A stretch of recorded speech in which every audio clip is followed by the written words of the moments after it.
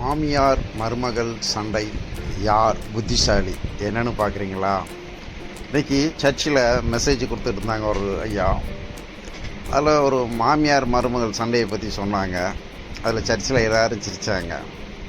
அதை சிரிக்கும்போது எனக்கு வேறு சிந்தனைகள் ஓடிச்சு.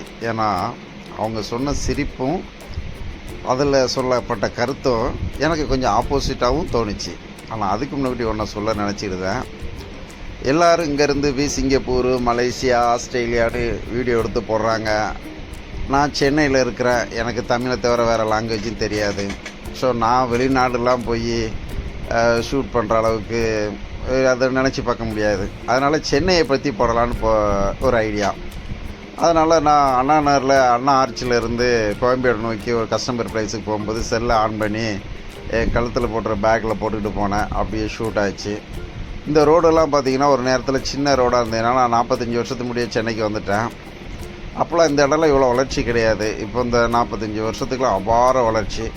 அதை நீங்கள் கண்டினியூவாக பார்த்துக்கலாம். சென்னையோட குந்தமல்லி ரோட்டில் அண்ணா ஆர்ச்சில் இருந்து கோயம்பேடு நோக்கி போகிற ரோடு எவ்வளோ வளர்ச்சி அடைஞ்சிருக்குன்னு பாருங்கள். வைஷ்ணவ காலேஜுக்காக போகுது. இப்போ மேட்ருக்கு வரேங்க. அது ஃபாதர் என்ன சொன்னாங்க அப்படின்னா, ரொம்ப நேரம் மெசேஜுக்கு பிறகு ஒரு மெசேஜ் சொன்னாங்க. ஒரு மாமியாரை கலந்து உலக்கையால் அடிக்கிறதுக்கு மருமக போனாங்களாம். ஏன்னா சிட்டியில் இருக்கிறவங்களுக்கு பெரும்பாலும் கலந்து உலக்கன்னா என்னன்னு தெரியாது. அந்த உலக்கையை பற்றி கிராமங்களுக்கு இருக்கிறவங்களுக்கு தெரியும். அந்த உலக்கையை தூக்கிட்டு அடிக்க போகும்போது மண்டையிலே அடிக்க போனாங்களாம். மாமியார் டக்குன்னு ஒதுங்கிட்டாங்களாம். அடி கழுத்துலேயே விழுந்துட்டான். அடித்த உடனே வாய் பேச்சு வரலையாம். கொஞ்ச நேரத்தில் மகன் உள்ளே வந்துட்டாரான். உடனே அம்மாக்கார் செய்கையில் சொல்கிறாங்களாம், பக்கத்தில் இருக்க உலக்கையை காமிக்கிறாங்களாம். அந்த உலக்கையை எடுத்து மருமக மண்டையில் அடிக்கிறது கழுத்தில் அடிச்சிட்டான்னு கழுத்தை காமிக்கிறாங்களாம், மருமகளை காமிக்கிறாங்களாம். அடித்த மாமியார் என்னடா சாகாமல் போயிடுச்சே, இதை போட்டு கொடுத்த பொண்ணு டக்குன்னு யோசனை பண்ணிக்கலாம். உடனே ஒரு பொய் சொல்லிச்சான்.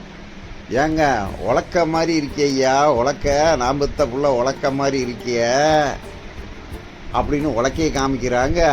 கழுத்தை ஏன் காமிக்கிறாங்க? என் மருமக தங்க இங்கே இருக்கிறாள், அவளுக்கு இந்த 10 பவுன் நகை எடுத்து போடுன்னு சொல்கிறாங்க, உனக்கு புரியலையா உலக்கன்னுச்சான். அடித்த மாமியார் வாய் பேச முடியாத அந்த சட்ட நிமிஷத்தில் எவ்வளோ அழகாக பொய் சொல்கிறாங்க அப்படிங்கிறது அந்த கருத்து. எல்லோரும் சிரித்தாங்க. ஸோ இதை சிரிச்சிட்டு இருக்கும்போது மாமியாரை பற்றி குறை சொல்லியும் நம்ம பேசலாம், மருமகளை பற்றியும் குறை சொல்லியும் பேசலாம். ஆனால் நான் சோபா வேலை விஷயமாக போகும்போது நான் 6 தான் படிச்சிருந்தாலும் ஒரு லாவை பற்றியோ மெடிக்கலை பற்றியோ இல்லை எதுனாலும் கஸ்டமர் வீட்டில் இருக்கிறதுனால சிலவங்க அன்பாக பேசுவாங்க, சிலவங்க ஒரு மாதிரி மூஞ்ச காமிப்பாங்க. அவங்கள்ட்ட பேச மாட்டேன். அப்படி அன்பாக பேசி இருக்கவங்கள்ட்ட 3 days 4 days ஒர்க் பண்ணும்போது நல்ல காரியங்களை கற்றுக்கிடுவேன். அப்படி ஒரு 3 பேரை என்னால் மறக்கவே முடியாது. அதில் ஒரு அம்மா வீட்டில் ஒர்க் பண்ணியிருந்தோம். அவங்க அம்மாவும் படுத்த படுக்கையாக இருக்கிறாங்க.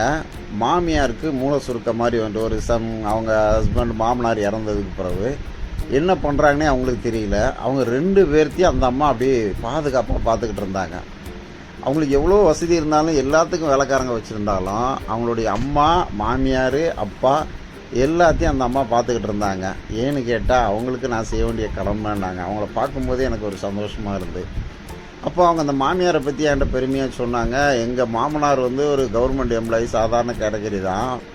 ஆனால் எங்கள் மாமியார் இங்கே வந்தப்போ அவங்களுக்கு ஸ்கூலில் கொஞ்சம் டெய்லரிங் கற்றுக்கிட்டதை இங்கே ஒரு மிஷினை எடுத்துகிட்டு வந்து டெவலப்மெண்ட் பண்ணாங்க.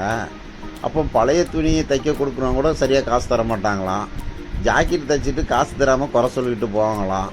மிஷின் ரிப்பேர் ஆகிடுமா, மிஷினை தூக்கிட்டு ரிப்பேருக்கு போனால் மிஷின்காரன் ஏமாற்றுவாங்களாம். இப்படி எல்லா நேரத்துலையும் போராடிக்கிட்டே இருக்கும்போது ஒருத்தவங்க மிஷின் ரிப்பேரிங் சொல்லி கொடுத்துட்டாங்களாம். அப்புறம் இந்த அம்மா தைக்க ஏன் இந்த தப்பு வருதுன்னு தெரிஞ்சு அப்புறம் ஜாக்கெட்லேயே அங்கே ஸ்பெஷலிஸ்ட் ஆகிட்டாங்களாம். அதனால் ஏகப்பட்ட ஜாக்கெட் அங்கே வந்துக்கிட்டே இருக்குமா. அந்த அம்மாவுக்கு தைக்கிறதுக்கே நேரம் இருக்காதான். அவங்க வீட்டுக்காரங்களோட விட அதிக சம்பாதிக்க ஆரம்பிச்சிட்டாங்களாம். அதனால் பிள்ளைங்கள்லாம் நல்லா படிக்க வச்சாங்களாம், நல்லா வேலையில் உட்கார வச்சுட்டாங்க, நல்ல வருமானம், வெல் செட்டில்டு. இப்போது அந்த அம்மாவை தேடி ஜாக்கெட் தைச்சிட்டு வந்து பழைய நண்பர்கள்லாம் வந்து பார்த்துட்டு போகிறாங்க. அவங்க குழந்த மாதிரி அங்கே நடந்துகிட்டு இருக்காங்க. அப்படி மாமியாரை பற்றி பெருமையாக சொன்னாங்க அந்த மருமகள். அப்புறம் இன்னொரு மருமகளை பார்த்தேன். அவங்களும் குடும்பத்தை நல்லா பாதுகாப்பாக நடத்தியிருக்காங்க. ஓரளவு வசதி வந்தோடனே அந்த மாமியாருக்கு அதிகமாக சொந்தக்காரங்களுக்கு உதவி பண்ணுறதுல நல்ல எண்ணம் இருக்கும் போல். அந்த அம்மாவுக்கு உதவி பண்ணுங்கிறத மூத்த பையன் அதிகமாக சம்பாதிக்கிறான்டா அவங்ககிட்ட காசு வாங்குறது இவங்ககிட்ட காசு வாங்கும்போது மருமகள்கிட்ட தெரிஞ்சிடுச்சான். இந்த சொந்தக்காரங்க வந்து வசதியே இருந்தாலும் இவங்ககிட்ட வசதி இல்லைன்னு சொல்லி காசு பிடுங்குறாங்கன்னு தெரிஞ்சிட்டு, அதனால் எதிர்ப்பு தெரிவித்தோன்னே மாமியார் சண்டை போட்டு போயிட்டாங்களாம். மறுநாள் குழந்தைக்கு பர்த்டே வந்துச்சான். நேரே குழந்தைய தூக்கிக்கிட்டு 3வது மாடியில் இருக்கிற இளைய மகன் வீட்டில் போய் நின்றுக்கிட்டு, இந்த பாருங்க, நீங்கள் செய்கிறது உங்களுக்கு பிடிக்கல, எனக்கு செய்கிறது உங்களுக்கு பிடிக்கல, ஆனால் குழந்தைங்களுக்கு அந்த பிரச்சனை இல்லை. என் பொண்ணுக்கு பிறந்த நாள், இதுக்கு நீங்கள் வாழ்த்து சொல்லணும்னு அடம் பிடிச்சி நின்னாங்களாம். அவங்க அப்படியே அடம் பிடிச்சாங்களாம். அதாவது நாம் சண்டை போடலாம், நம்ம பிள்ளைகள் வந்து பாட்டி தாத்தா உறவை கெடுத்துடக்கூடாதுங்கிறதுக்காக நான் அந்த உறவு வச்சுக்கிட்டு இருக்கேங்க. அவங்க சொல்கிற பிரகாரம் நம்மளுக்க முடியாது, அவங்களுக்கு பெருமையாக செய்வாங்க, நம்மளுக்கு கஷ்டம் வரும்ல, அதுதான் நான் செய்தேன். இருந்தாலும் எங்கள் மாமனார்கிட்டையும் மாமியார்கிட்டையும் நான் முறைச்சிக்கவே மாட்டேன் அப்படின்னாங்க. அது ஒரு பெருமைக்குரிய குடும்பம். இன்னொரு குடும்பத்தில் போனால் அவங்க லவ் மேரேஜ், அதர் கம்யூனிட்டி. அந்த அம்மா சொல்கிறாங்க, எங்கள் மாமியார்ட்ட நான் சண்டை போடுவேன், அப்புறம் சண்டை போட்டி முடித்தோடனே நேராக மாமியார்கிட்ட போய் பேர் சொல்லி கூப்பிடுவேன். அவங்க பிள்ளைங்களாம் இருந்தாலும் வா வா நீ என்கிட்ட சண்டை போட்டால் உனக்கு நான் ஸ்வீட் பண்ணி தரணும் அப்படிம்பாங்களாம். ஏன் எனக்கு சக்கரை கொடுத்து எதாவது பண்ணால் அதெல்லாம் ஒன்றும் செய்யாது, லேசாக நக்கிக்கா வாடி போடின்னு மாமியாரை கூப்பிடுவாங்களாம். அவ்வளோ சந்தோஷமாக இருப்பாங்களாம். மாமனாரை போவாங்களாம், பேரை சொல்லிக்கிட்டு இங்கே வா எனக்கு போர் அடிக்குது, என்ன எங்கேயா பார்க்குக்கு கூட்டிகிட்டு போ, இல்லைனா சினிமாவுக்கு கூப்பிட்டு போகணும் மாமனாரை கூப்பிட்டு போவாங்களாம். எங்கள் மாமனார் மாமியார்கிட்ட நான் அவ்வளோ பாசமாக இருப்பேன், எங்கள் நாத்தனார்லாம் என் மேலே அவ்வளோ பாசமாக இருப்பாங்க, நான் லவ் மேரேஜ் தான்னாங்க.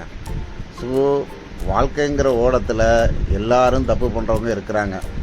போலீஸ் ஸ்டேஷன் ரெக்கார்டில் போய் பார்த்தா சூசைட் இந்த வருஷத்தில் எத்தனை நடந்துச்சு, பிட் பாக்கெட் எத்தனை நடந்துச்சு, கஞ்சா கேஸ் இப்படி வந்துச்சுன்னு எல்லாமே லிஸ்டடு இருக்கும்.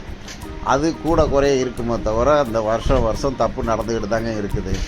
சில பேப்பர்லேயே நம்ம படிக்கலாம், மாமியார் மருமகளை கொடுமை பண்ணுறாங்கன்னா, மாமியார் கொடுமையான எண்ணங்களை கொள்ளும்போது அதுக்கு சார்ந்து அவங்க பையன் அவங்க குடும்பங்களுக்கு அவங்கள சப்போர்ட் பண்ணால் அவங்க எந்த எஸ்டிமுக்கும் போவாங்க மருமகளை கொடுமை பண்ண. அதே நேரத்தில் மருமகளுக்கு ஹஸ்பண்டு இல்லை அவங்க ரிலேஷன்ஸு எல்லோரும் சொத்து பிரச்சனை ஏதோ ஒரு பிரச்சனை வந்துச்சுன்னா கூட சேர்ந்து என்ன தான் அநியாயம் பண்ணாலும் அதுக்கு கூட சப்போர்ட்டாக நிற்பாங்க.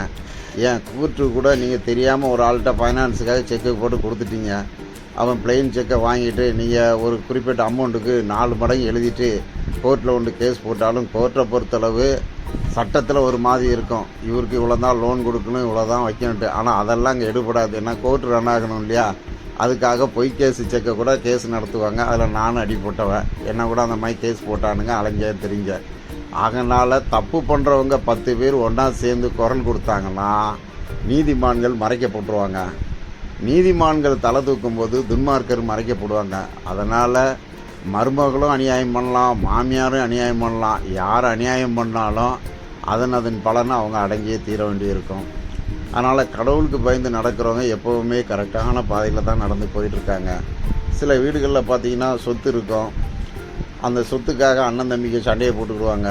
உடனே அந்த சண்டையில் பொண்டாட்டிக்காரிங்க கூட சொந்த பந்தத்தெல்லாம் கூட்டிகிட்டு வந்து ஆப்போசிட்டில் அடி தேடி வெட்டு குத்துன்னு போட்டுட்டு கிடப்பாங்க. போலீஸ் ஸ்டேஷன் போவாங்க, பொய் கேஸுக்கள் கொடுப்பாங்க, பொய் கம்ப்ளைண்ட் கொடுப்பாங்க, எல்லா அநியாயமும் பண்ணுவாங்க. ஒரு அநியாயம் பண்ணுறதுக்கு 4 பேர் சப்போர்ட்டு கிடச்சிட்டாங்கன்னா அதில் மாமியாருங்கிறது வித்தியாசம் இல்லை, மருமகளுங்கிறது வித்தியாசம் இல்லை.